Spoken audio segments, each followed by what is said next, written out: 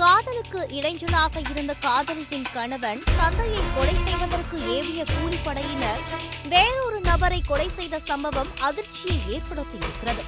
உத்தரப்பிரதேச மாநிலம் லக்னோவில் மதேகஞ்ச் பகுதியைச் சேர்ந்தவர் அப்தாப் அகமது. இவர் அதே பகுதியைச் சேர்ந்த திருமணமான பெண்ணுடன் உறவில் இருந்துள்ளார்.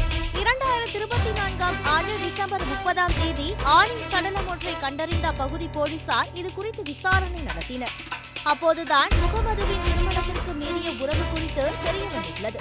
தங்களது காதலுக்கு இடைஞ்சலாக இருந்த பெண்ணின் கணவர் மற்றும் தந்தையை கொலை செய்ய திட்டம் தீட்டிய அகமது இதற்காக கூலிப்படையினை சேர்ந்த யாஷிப் மற்றும் கிருஷ்ணகாந்த் ஆகியோரை அணுகியுள்ளார். ஆனால் அப்பெண்ணின் உறவினர்களை கொலை செய்வதற்கு பதிலாக டாக்ஸி டிரைவர் முகமது ரிஷ்வான் என்பவரை கொலை செய்துவிட்டனர். தற்போது போலீசார் அகமது, யாஷிப், கிருஷ்ணகாந்த் மூவரையும் கைது செய்து இது குறித்து மேலும் விசாரணை நடத்தி வருகின்றனர். இந்த சம்பவம் அப்பகுதியில் பெரும் பரபரப்பை ஏற்படுத்தியுள்ளது.